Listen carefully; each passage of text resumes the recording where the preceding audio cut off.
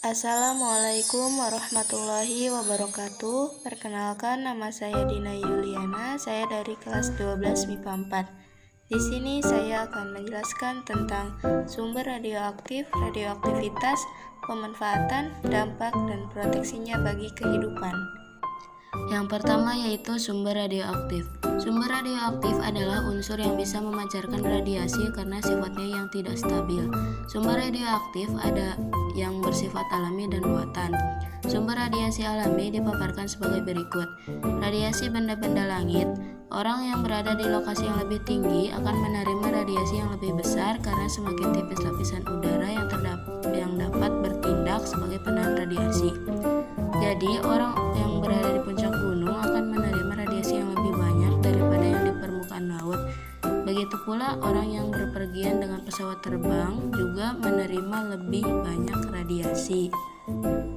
Radiasi dari kerak bumi. Bahan radioaktif utama yang ada dalam kerak bumi adalah kalium-40, rubidium-87, unsur turunan dari uranium-238, dan turunan thorium-232. Besarnya radiasi dari kerak bumi ini berbeda-beda karena konsentrasi unsur-unsur di tiap lokasi berbeda, tetapi biasanya tidak terlalu berbeda jauh. Radiasi dari dalam tubuh. Radiasi dari dalam tubuh manusia juga menerima pancaran radiasi dari dalam tubuhnya sendiri. Unsur radioaktif ini kebanyakan berasal dari sumber kerak bumi yang masuk melalui udara yang dihirup, air yang diminum, ataupun makanan. Bahkan air mengandung larutan uranium radioaktif dan thorium, namun jumlahnya sangat kecil. Unsur yang meradiasi manusia dari dalam ini kebanyakan berupa tritium, karbon-14, kalium-40, timah hitam Pb-210, dan polonium-210. Radiasi internal ini umumnya merupakan 11% total radiasi yang diterima seseorang. Untuk sumber radioaktif buatan, sekarang ini telah banyak digunakan di berbagai bidang seperti kesehatan, industri, dan pertambangan, yang dipaparkan sebagai berikut. Radiasi dari tindakan medik. Dari bidang kedokteran, radiasi digunakan sebagai alat pemeriksaan diagnosis maupun penyembuhan atau terapi. Pemindai sinar X atau Roentgen merupakan alat diagnosis yang paling banyak dikenal dengan dosis radiasi yang diterima dari Roentgen. Ini merupakan dosis tunggal atau sekaligus terbesar yang diterima dari radiasi buatan manusia. Tindakan medik ini menyumbang 96% paparan rata-rata radiasi buatan pada manusia, sehingga jumlah dan jenis sinar X yang diterima harus dibatasi. Mesin pemindai sinar X, mamografi, dan CT computerized axial tomography scanner meningkatkan dosis radiasi buatan pada manusia. Untuk kepentingan tindakan medik yang menggunakan kobalt 60, dinding kamar tempat penggunaan zat radioaktif jenis ini harus memiliki ketebalan khusus. Kedua yaitu radioaktivitas. Jenis-jenis radioaktivitas dibedakan berdasarkan partikel penyusunannya. Sinar radioaktif dibagi menjadi 3 yaitu sinar alfa, sinar beta, dan sinar gamma. Radioaktivitas sinar alfa. Sinar alfa adalah sinar yang dipancarkan oleh unsur radioaktif. Sinar ini ditemukan secara bersamaan dengan penemuan fenomena radioaktivitas, yaitu peluruhan inti atom yang berlangsung secara spontan, tidak terkontrol, dan menghasilkan radiasi. Sinar alfa terdiri atas 2 proton dan 2 neutron. Berikut ini adalah sifat alamiah sinar alfa. Sinar alfa merupakan inti He, dapat menghitamkan plat film yang berarti memiliki daya ionisasi. Daya ionisasi sinar alfa paling kuat daripada sinar beta dan gamma. Mempunyai daya tembus paling lemah di antara ketiga sinar radioaktif. Dapat dibelokkan oleh medan listrik maupun medan magnet. Mempunyai jangkauan beberapa sentimeter di udara dan 102 mm di dalam logam. Sinar alfa merupakan jenis radioaktivitas yang memiliki muatan positif. Radioaktivitas sinar beta. Sinar beta merupakan elektron berenergi tinggi yang berasal dari inti atom. Berikut ini beberapa sifat alamiah sinar beta. Mempunyai daya ionisasi yang lebih kecil dari sinar alfa, mempunyai daya tembus yang lebih besar daripada sinar alfa, dapat dibelokkan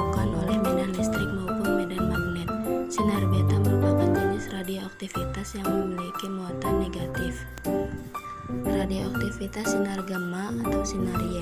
Sinar gamma adalah radiasi gelombang elektromagnetik yang terpancar dari inti atom dengan energi yang sangat tinggi yang tidak memiliki massa maupun muatan. Sinar gamma ikut terpancar ketika sebuah inti memancarkan sinar alfa dan sinar beta. Peluruhan sinar gamma tidak menyebabkan perubahan nomor atom maupun massa atom. Sinar gamma memiliki beberapa sifat alamiah. Sinar gamma tidak memiliki jangkauan maksimal di udara. Semakin jauh dari sumber intensitasnya semakin kecil. Mempunyai daya ionisasi paling lemah. Mempunyai daya tembus yang terbesar. Tidak membelok dalam medan listrik maupun medan magnet. Sinar gamma merupakan jenis radioaktivitas yang tidak memiliki muatan positif dan negatif. Pemanfaatan. Kegunaan di bidang kedokteran. Isotop Na-24 di dalam natrium klorida NaCl digunakan untuk meneliti peredaran darah di dalam tubuh manusia. Kegunaan di bidang biologi. Isotop Cm14 dan juga isotop Min17 saat ini digunakan untuk mengamati proses fotosintesis pada tanaman. Selain itu, radioisotop dari natrium dan juga kalium digunakan dalam penelitian permeabilitas laput sel. Kegunaan di bidang pertanian. Isotop P-32 digunakan untuk mengetahui cara pemupukan yang sesuai pada tanaman tertentu. Selain itu, isotop tersebut juga digunakan untuk mengetahui kapan umur tanaman yang baik dan siap diberikan pupuk. Dampak zat radioaktif. Unsur radioaktif yang mampu secara spontan memancarkan sinar radiasi ini ternyata tidak hanya memberikan manfaat bagi kehidupan manusia, namun juga memberikan risiko yang berbahaya bagi tubuh manusia. Efek radiasi dari zat radioaktif ini memberikan dampak negatif pada organ-organ tubuh kita yang sensitif seperti mata, fungsi reproduksi, tulang belakang. Akibat yang dapat ditimbulkan dari sinar radioaktif ini adalah terjadi kerusakan genetis, bisa membuat kemandulan pada sistem reproduksi atau terjadi kelainan pada keturunannya seperti cacat, kerusakan lensa mata seperti katarak, resiko kanker darah atau biasa disebut leukemia, terjadi kerusakan kulir atau sarkoma, kerusakan pada sistem saraf, kerusakan pada sel pembentuk sel darah merah. 5.